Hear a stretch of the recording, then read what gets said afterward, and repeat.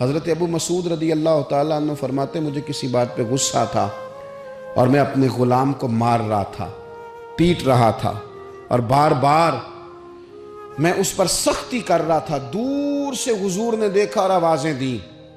قریب جب حضور پہنچ گئے تو نبی پاک علیہ الصلوۃ والسلام نے ایک جملہ کہا، فرماتے ہیں پھر دوبارہ میں نے کبھی اپنے غلام پہ ہاتھ نہیں اٹھایا۔ اللہ کے رسول فرمانے لگے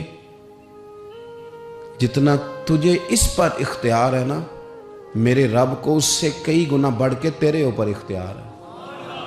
اگر آج اللہ تعالیٰ نے یہ تقسیم کر دی ہے کہ کسی کو تمہارا ملازم بنا دیا ہے، کسی کو تمہارے ماتحت کر دیا ہے، تو اس کا معنی یہ تو نہیں کہ تم اب اس سے پیار کرنا چھوڑ دو، اس پر شفقت کرنا چھوڑ دو۔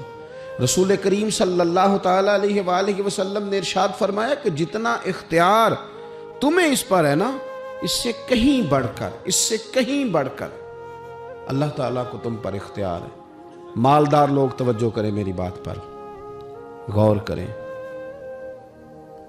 اللہ نے مالداروں کو جو دیا ہے تو ان کی محنت کی وجہ سے نہیں دیا۔ محنت مزدور تم سے بڑھ کے کرتا ہے، اوور ٹائم لگاتا ہے۔ خدا نے نا اپنے فضل سے دیا ہے۔ میرے ایک بزرگ دوست ہیں، سادے آدمی ہیں، ان کی ایک بات میرے نا دل میں بیٹھ گئی۔ سادے لوگوں کی بات ہے، سادی سی، میں کوئی یہ نہیں آپ کو کہہ رہا کہ یہ کوئی قرآن و سنت کا معاملہ ہے، لیکن ہمارے جو سادے لوگ ہوتے ہیں نا دیہات کے، کئی دفعہ وہ سبق بڑا عمدہ پڑھاتے ہیں۔ تو کسی شخص کے ساتھ ان کا کوئی تھوڑا بہت اس کے ساتھ مدد کا رشتہ تھا، اس سے کچھ پیار کرتے تھے، تو کسی وجہ سے ناراضگی ہو گئی، تو کسی نے ان سے کہا کہ اب چھوڑ دیں، آپ کا اس نے اتنا دل دکھایا۔ تو کہنے لگے نہیں میں چھوڑوں گا نہیں، میں دیتا رہوں گا۔ کیوں؟ کہنے لگے اس لیے کہ میرے دل میں بات بیٹھ گئی ہے کہ پتہ نہیں اللہ کدے نصیبہ نہ دیندا ہے، تو یہاں سے کوئی کھا جائے، کسی کی مدد ہو جائے۔ آپ کے ہاں اگر ماتحت کچھ لوگ ہیں، آپ کو کسی کی مدد کرنی پڑتی، تو اگر آپ کا یہ ذہن بن گیا نا کہ میں صاحب ہوں اور میں انہیں دیتا ہوں اور میری وجہ سے کام چلتا ہے اور میری تنخواہ سے چولہا جلتا ہے، تو آپ نے بڑی چھوٹی سوچ پیدا کر لی، اب کمزور ہو گئے۔ اگر آپ نے یہ سوچ لیا نا کہ میں کسی کو اپنے آفس سے اپنی مل سے نکال دوں گا تو شاید اسے کہیں اور نوکری نہیں ملے گی، تو آپ چھوٹے آدمی، آپ نے کمزور سوچ رکھی۔ حدیث پاک سنیں گے تو دل ٹھنڈا ہوگا۔ اسے بھی امام بخاری نے لکھا ہے، حضرت مصعب بن سعد رضی اللہ تعالیٰ عنہ روایت کرتے ہیں کہ ایک مرتبہ نا حضرت سعد بن ابی وقاص رضی اللہ تعالیٰ عنہ کے دل میں خیال آیا۔ مالدار آدمی تھے نا حضرت سعد بن ابی وقاص، اور بڑے جرنیل تھے، تو دل میں خیال آیا کہ دیکھو نا اللہ تعالیٰ نے ہمیں غریبوں پر فضیلت دے دی ہے مال و دولت کی وجہ سے۔ خیال آ جاتا ہے نا کہ دیکھو جی مطلب میرے پاس پیسے ہیں، مجھے اللہ نے دیا ہوا ہے۔ خیال آ گیا۔ حضرت مصعب بن سعد رضی اللہ تعالیٰ عنہ فرماتے ہیں ان کے دل میں خیال آیا، دل میں خیال آیا کہ دیکھو اللہ نے پھر ہمیں فضیلت والا بنایا، تو اسی لیے اللہ نے ہمیں پیسے دیے نا، اللہ نے ہمیں کچھ بنایا ہے تو پھر ہی اللہ نے دولت زیادہ دی ہے نا۔ تو فرماتے ہیں نبی کریم صلی اللہ تعالیٰ علیہ وسلم نے ان سے فرمایا یاد رکھو تمہیں نا تمہارے کمزور اور غریب لوگوں کے وسیلے کی وجہ سے روزی دی جاتی ہے۔ تمہیں امیروں تمہیں جو نوازا جاتا ہے نا، تو یہ غریبوں کے صدقے، ضعیفوں کے صدقے، کمزوروں کے صدقے۔ حضرت سیدنا سہل بن سعد انصاری رضی اللہ تعالیٰ عنہ فرماتے ہیں ہم نبی پاک علیہ السلام کی خدمت میں حاضر تھے، تو ایک شخص قریب سے گزرا، تو حضور نے اپنے پاس بیٹھے ہوئے ایک شخص سے فرمایا اس کے بارے میں تیرا کیا خیال ہے؟ تو اس نے عرض کی حضور یہ بڑا لوگوں میں معزز آدمی ہے، بڑا اس کا اکرام ہے۔ ہوتے ہیں نا لوگ سیاسی ہیں، سماجی ہیں، بڑی اتھارٹی رکھتے ہیں، بڑے سردار ہیں، بڑے چودھری، حضور اس کا بڑا مقام ہے۔ پھر اس نے دلیل دی کہ یا رسول اللہ اگر یہ کسی جگہ پیغام نکاح بھیجے گا تو اس کو رشتہ دے دیا جائے گا، لوگ پسند کریں گے اس کے ساتھ رشتہ داری کرنا، اور اگر یہ کسی کی سفارش کرے گا تو اس کی سفارش قبول کی جائے گی۔ تھوڑی دیر گزری تو رسول کریم صلی اللہ تعالیٰ علیہ وآلہ وسلم کے قریب سے ایک دوسرا آدمی گزرا، تو حضرت سہل بن سعد رضی اللہ تعالیٰ عنہ فرماتے ہیں کہ نبی پاک علیہ السلام نے اسی پاس بیٹھے ہوئے شخص سے فرمایا کہ اس شخص کے بارے میں تیرا کیا خیال ہے؟ ایک تو وہ تھا نا جس کو تو نے چودھری سمجھا، چیئرمین سمجھا، بڑا مالدار سمجھا، اور تو نے کہا کہ کیا بات، پیغام نکاح دے تو اسے رشتہ فوراً ملے گا۔ اور اگر یہ سفارش کرے تو قبول کی جائے گی. تو یہ جو غریب آدمی گزر رہا ہے اس کے بارے میں اس نے کہا حضور یہ ایک غریب آدمی ہے, کہیں پیغام نکاح دے گا تو رشتہ نہیں ملے گا, اور اگر کسی کی سفارش کرے گا تو قبول نہیں کی جائے گی. یہ ایک سیاسی سماجی ہے, قد کاٹ والا ہے, برادری قبیلے میں نام رکھتا ہے, اس کی سفارش بھی سنی جائے گی, رشتہ بھی ملے گا, لوگ اس کی بات بھی سنیں. اور یہ جو دوسرا گزرا یہ غریب ہے, اس کو تو کوئی رشتہ دینے کو تیار نہیں, سفارش سننے کو تیار. دونوں کے تذکرے ہو گئے, رزلٹ میرے نبی پاک نے سنانا تھا. حضور فرمانے لگے سن پھر سہل, اور سن تبصرہ کرنے والے تو بھی. یہ جو تو نے کہا نا کہ سیاسی ہے سماجی ہے, فرمائے ان لوگوں سے اگر ساری دنیا بھر بھی جائے تو پھر بھی یہ غریب آدمی ان سارے لوگوں سے زیادہ بہتر ہے. جن کو تم سیاسی سماجی چودھری بڑے جانتے ہو نا, یہ ایک غریب ہے, تنگ دست ہے, بظاہر تم اس کو منہ نہیں لگاتے, لیکن اگر ساری دنیا ان لوگوں سے بھر جائے تو یہ جو غریب آدمی ہے یہ پھر بھی ان سے زیادہ فضیلت والا ہے. میرا خیال ہے جب حضور غریبی کی اتنی فضیلتیں بیان کرے تو پھر غریبوں کو پریشان تو نہیں نہ ہونا چاہیے, پھر تو اپنی فقیری کو اپنے سینے سے لگا کے فخر کرنا چاہیے, پھر تو ناز کرنا چاہیے, پھر تو غور کرنا چاہیے کہ اللہ تبارک و تعالیٰ نے ہمیں کتنی عظمتوں سے نوازا ہے, کتنی فضیلتیں عطا فرمائیں. لوگوں کو جب سمجھایا جاتا تھا نا حضور کے زمانے میں, نبی پاک صلی اللہ علیہ وسلم کے زمانہ مبارکہ میں جب سمجھایا جاتا تھا, حضرت سیدنا ابو عبد الرحمن رضی اللہ تعالیٰ عنہ بیان کرتے ہیں کہ میں حضرت عبداللہ بن عمر بن عاص رضی اللہ تعالیٰ عنہ کی بارگاہ میں بیٹھا تھا تو کچھ لوگ آئے, انہوں نے آ کر کے اپنی غریبی کی شکایت کی. انہوں نے کہا نہ ہمارے پاس کوئی سواری ہے, نہ ہمارے پاس کوئی سامان ہے, نہ کوئی ہمارے پاس خرچہ ہے, ہم بڑے مسکین لوگ ہیں جی, بڑے غریب. کچھ باتیں کرتے ہیں نا لوگ مایوس سی, غریب لوگ ہیں تو جملوں کے اندر مایوسی ٹپکتی ہے, کچی بات, کچھ بھی نہیں جی, کیا جینا ہے ہمارا, کچھ بھی نہیں, مشکل سے گزر اوقات ہوتی ہے. او خدا کے بندو, جن لوگوں کا آخرت پر یقین ہو اور تربیت حضور کے اسوہ نور سے لی ہو, وہ اس طرح کی کمزور باتیں نہیں کرتے. وہ حضرت مولا علی شیر خدا سے کسی نے کہا کہ آپ نے مال کیوں نہیں کمایا, چلو حلال ہی کما لیتے. تو حضرت مولا علی فرمانے لگے مال حرام ہو تو عذاب ہوتا ہے, حلال ہو تو حساب ہوتا ہے. حرام ہو تو عذاب ہے, حلال ہو تو حساب ہے. ہم دونوں کام ہی نہیں کرتے, ہم حلال بھی اکٹھا نہیں کرتے, وہ عذاب نہ ہو تو حساب تو اس کا بھی دینا ہی پڑے گا نا, ہم یہ کام ہی نہیں کرتے. تو کچھ لوگ حاضر ہوئے حضرت عبداللہ بن عمر بن عاص کی بارگاہ میں, اور انہوں نے آ کر کے عرض کی حضور نہ سواری کوئی, نہ کوئی خرچہ, نہ کوئی رہنے کو جگہ, نہ ہمارے پاس کوئی اور سہولیات. حضرت عبداللہ بن عمر رضی اللہ تعالیٰ عنہ فرمانے لگے بڑے پریشان ہو, ایک بات نہ کر لو تم سے. وہ غریب کہنے لگے حضور کر لیں. فرمایا اگر تم چاہو تو میرے پاس آ کے رہ جاؤ, جتنی چیزیں تم نے کہی ہیں نا اللہ میسر کرے گا, تمہیں دیں گے. اور فرمانے لگے اگر تم کرو نا صبر, اگر تم کرو صبر اور اپنی اس غریبی پہ راضی ہو جاؤ, اپنی اس فقر پر تم اگر راضی ہو جاؤ, صبر تمہیں آ جائے, تو پھر سنو میں نے نبی پاک صلی اللہ تعالیٰ علیہ وسلم کو فرماتے سنا ہے کہ فقیر لوگ امیروں سے 40 سال پہلے جنت میں چلے جائیں گے. اگر تو تم جو مایوسی بتا رہے ہو وہ تم سے صبر نہیں تمہیں ہونے دیتی تو آ جاؤ, تمہیں مال دیتے ہیں. اور اگر تمہیں صبر آ جائے اور تم فقیری میں جینا سیکھ جاؤ, اس غریبی اور سادگی کو تم سینے سے لگاؤ اور مایوسی چھوڑ دو, تو پھر نا میں نے حضور سے خود سنا ہے کہ غریب لوگ امیروں سے 40 سال پہلے جنت میں جائیں گے. اب تم بتاؤ کیا کرنا ہے. زمانہ تھا نا رسول پاک کا, اور لوگ وہ تھے نا جنہوں نے تازہ حضور کا دور دیکھا تھا, تو بے صبرے نہیں تھے, وہ روتے نہیں تھے کہ پیسے نہیں ہیں تو پتہ نہیں کیا بنے گا. انہوں نے یہ نہیں کہا کہ ہم آپ کے پاس آ جاتے ہیں, آپ ہماری ضروریات کا خیال کر دیں. حدیث سنی نا جب حضور کی, غریبوں غور کرنا, جب انہوں نے حضور کی یہ حدیث سنی نا کہ غریب امیروں سے 40 سال پہلے جنت میں جائیں گے, تو وہ غریب لوگ حضرت عبداللہ بن عمر سے کہنے لگے حضور ہمیں نہیں پیسے چاہیے, ہم انشاءاللہ صبر کریں گے اور جنت میں امیروں سے پہلے داخل کر دیے جائیں گے, ہم اس غریبی کے ساتھ وقت گزاریں گے. تو بہت زیادہ مایوسیوں سے باہر آئے. حضور نے غریبی کو پسند کیا, تھوڑے پہ گزارا کرنا, تھوڑے پہ زندگی گزارنا, اس کو ترجیح دی رسول کریم نے. یہ جو فقیری ہے نا, فقیری یہ اتنی حسین چیز ہے کہ یہ میرے نبی پاک کی پسند ہے، یہ حضور کی پسند ہے۔ اس فقر کے اندر جو حسن ہے اور اس فقیری کے اندر جو طاقت ہے اور اس کی جو خوبصورتی ہے، اس کو اگر ہم ملاحظہ کرنا شروع کریں اور اس پر ہم تھوڑی توجہ دینے لگیں تو ہو سکتا ہے بہت سارے لوگ جو غریبی کو اپنے لیے ذہنی اذیت محسوس کرتے ہیں وہ فقر کو فخر سمجھنا شروع کر دیں۔ اور حدیث پاک سنیے گا، یہ بخاری مسلم میں موجود ہے، حضرت عمران بن حسین رضی اللہ تعالیٰ عنہ حدیث کے راوی ہیں کہ رسول کریم صلی اللہ تعالیٰ علیہ وآلہ وسلم نے ارشاد فرمایا کہ میں نے جنت میں اکثر وہ لوگ دیکھے ہیں جو دنیا میں فقیر تھے۔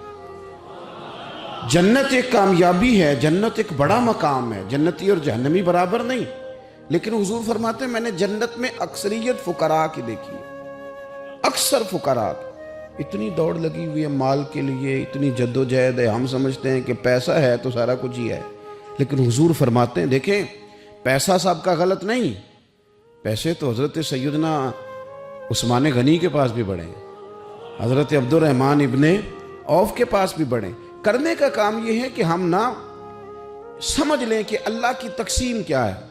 اگر اللہ تبارک و تعالیٰ نے ہمیں پیسے دیے ہیں تو بھی اس کی تقسیم پر راضی رہنا چاہیے، اور اگر وہ ہمیں فقیر دیکھنا چاہتا ہے، غریب دیکھنا چاہتا ہے، اور ہم سمجھتے ہیں کہ اللہ کا فیصلہ اور اس کی حکمت ہمارے حق میں یہی ہے، تو پھر بھی ہمیں اس کی رضا پہ راضی رہنا چاہیے۔ رسول پاک صلی اللہ تعالیٰ علیہ وسلم فرماتے ہیں میں نے جنت میں اکثریت، یعنی 1 2 4 لوگ نہیں، اکثر لوگ میں نے وہ دیکھے ہیں جو دنیا میں فقراء تھے، جو غریب لوگ تھے۔ تو آپ اندازہ فرمائیں کہ غریبی کیا کوئی اتنی پریشانی والا کام ہے؟ بلکہ ایک حدیث پاک مسلم شریف میں اور بخاری میں اس طرح بھی ہے کہ حضرت ابو ہریرہ رضی اللہ تعالیٰ عنہ فرماتے ہیں کہ نبی کریم صلی اللہ علیہ وسلم نے فرمایا ایک دن جنت اور جہنم کا آپس میں مباحثہ ہو گیا، جنت اور جہنم کی آپس میں بحث ہو گئی۔ جہنم کہنے لگی کہ میرے اندر جو لوگ آئیں گے وہ بڑے بڑے سردار، بڑے بڑے متکبر، بڑے بڑے جبار، بڑے بڑے لوگ آئیں گے، یہ میری شاید فضیلت ہے۔ جہنم کہہ رہی ہے جہنم کہ بڑے بڑے جبار متکبر وہ میرے اندر آئیں گے، شاید یہ وجہ اعزاز ہے۔ تو جنت نے جواب میں کہا کہ میرے اندر تو غریب اور فقیر لوگ ہی آئیں گے، میرے اندر تو وہ لوگ آئیں گے جو دنیا میں بظاہر بڑے بڑے نہیں تھے، فقراء، مساکین، یتامہ، یہ اکثر ہوں گے۔ پتہ نہیں اس کی کیا وجہ ہے۔ جب دونوں آپس میں گفتگو کر رہے تھے تو رسول کریم صلی اللہ تعالیٰ علیہ وسلم فرماتے ہیں اللہ تعالیٰ نے پھر جنت سے فرمایا، اللہ نے جنت سے فرمایا کہ تو میری رحمت ہے اور میں اپنے بندوں میں سے جس پر رحمت کروں گا تیری صورت میں اس پر رحمت کر دوں گا، چونکہ جنت میری رحمت ہے تو میں تیری صورت میں اس پہ رحمت کر دوں گا۔ اور رب کریم نے ارشاد فرمایا جہنم سے کہ تو میرا عذاب ہے، تو میں اپنے بندوں میں سے جس کو چاہوں گا تیرے ذریعے عذاب دے دوں گا، لیکن بھر میں تم دونوں کو ہی ڈالوں گا، بھر جنت بھی جائے گی، بھر جہنم بھی جائے گی، لیکن جس کو جہنم میں ڈالا جائے گا اس کو اللہ جہنم کے ذریعے عذاب دے گا، اور جس کو جنت میں ڈالا جائے گا اسے اللہ جنت کی صورت میں اپنی رحمت عطا فرمائے گا۔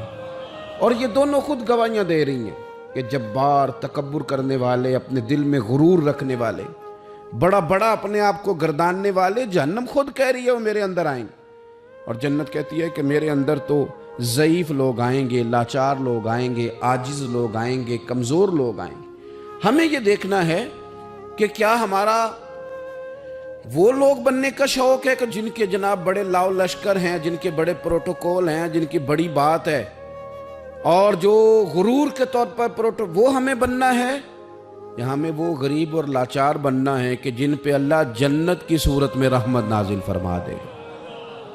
شوق بڑا ہے لوگوں کو، آپ یقین کریں کہ کچھ لوگوں کو سادی گاڑی میں مزہ ہی نہیں آتا جب تک 4-5 موٹر سائیکل آگے پیچھے نہ ہو۔ لوگوں کو اتنی دیر تک لطف ہی نہیں آتا جتنی دیر تک 15-20 لوگ ان کے پروٹوکول کے لیے موجود نہ ہوں۔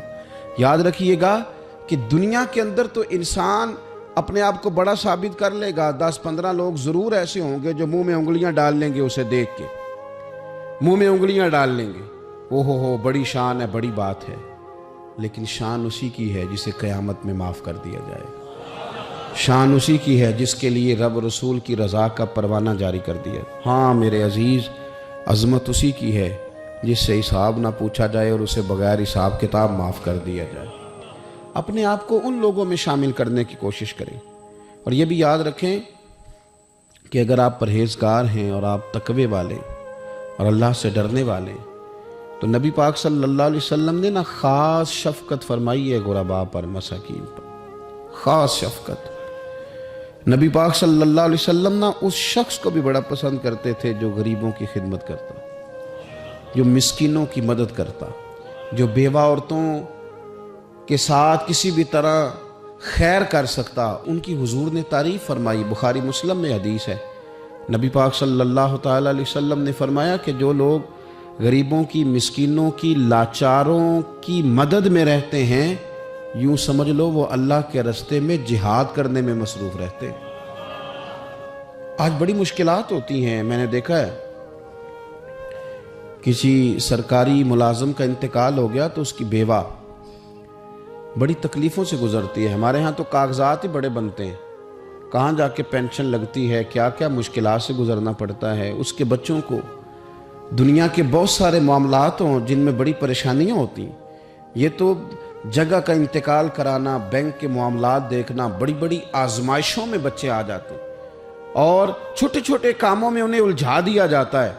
کچھ لوگ ایسے ہوتے ہیں کہ جن کی ذرا سی سفارش کرنے سے، ذرا سے آگے بڑھنے سے ان کا کام ہو جاتا ہے۔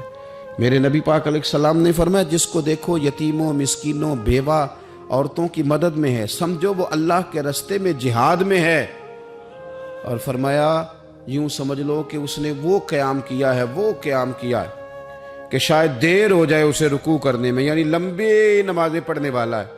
اور فرمایا یہ وہ روزہ دار ہے کہ جو روزہ رکھے گا افطار ہی نہیں کرے گا، یعنی لمبے روزے رکھنے والا۔ گویا مسکینوں، یتیموں، بیواؤں کی مدد میں رہنے والا اس طرح ہے جس طرح ساری ساری رات نفل پڑھنے والا اور ہر روز کے نفلی روزے رکھنے والا۔ تو آپ یہ سمجھ لیں کہ ان لوگوں کے ساتھ حضور نے خاص، ہمارے ہاں نا امیر کا تو ویسے دل کرتا ہے کہ وہ امیر لوگوں کے ساتھ دوستی رکھے،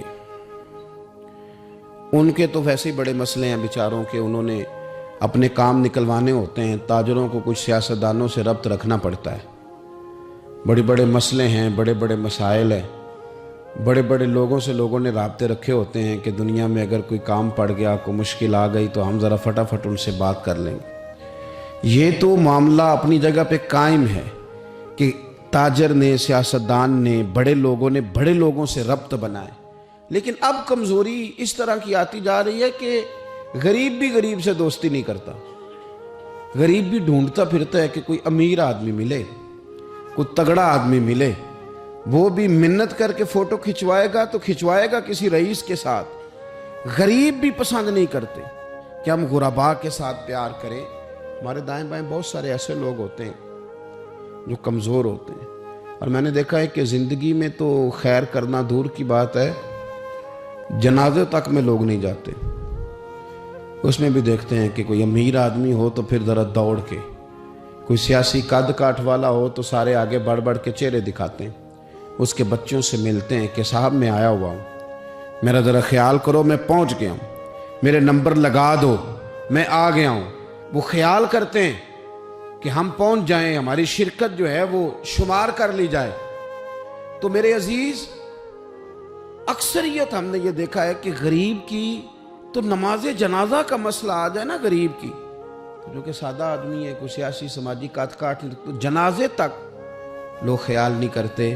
حالانکہ میرے نبی پاک علیہ السلام نے تو فرمایا جنازہ ایک مسلمان کا دوسرے مسلمان پر حق ہے، اس میں کوئی آپ کا سماجی رابطہ ہونا ضروری نہیں، کوئی سیاسی قد کاٹ ہونا ضروری نہیں، یہ تو ایک مسلمان کا دوسرے مسلمان پر حق ہے، اور حق اچھے طریقے سے ادا کرنے کی کوشش کرنا چاہیے۔ حدیث پاک سنی، حضرت ابو امامہ بن سہل بن حنیف رضی اللہ تعالیٰ عنہ حدیث کے راوی ہیں۔ اس حدیث کو امام نسائی رحمۃ اللہ تعالیٰ علیہ نے نقل کیا ہے۔ ارشاد فرماتے ہیں کہ اطراف مدینہ کے گاؤں میں سے ایک عورت بیمار ہو گئی، مدینہ کے ارد گرد گاؤں تھے، ان میں سے ایک عورت بیمار ہو گئی، بڑی مفلس تھی، غریب عورت تھی۔ تو نبی پاک صلی اللہ علیہ وسلم اکثر اس کے بارے میں دریافت کرتے کہ بتاؤ اس بوڑھی اماں کا کیا حال ہے۔